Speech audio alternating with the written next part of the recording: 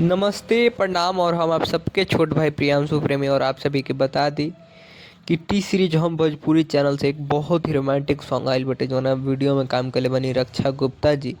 Video के choreograph के बनी लक्की विश्वकर्मा जी। ये गाना में आप सभी के गैले बनी आप सभी के चहेते स्टार प्रमोद प्रेमी जी और शिवानी सिंह के गाना गावल बा रक्षा गुप्ता के वीडियो में काम गइल बा। और गाना के लिखले बनी रवि यादव जी, म्यूजिक देले बनी आप सभी के विकी बॉक्स जी।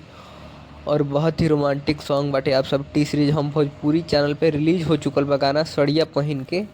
तो आप सब स्क्रीन पे वीडियो देखी जा आउट नाउ आप सभी पे चल रहल बाटे। तो आप सब जाके टी सीरीज हम भोजपुरी से नीचे डिस्क्रिप्शन में लिंक देता नहीं गाना के सुनी जा और अपन बहुत सारा प्यार आशीर्वाद दीजिए गाना के। और गाना के बताइए कैसा लागल।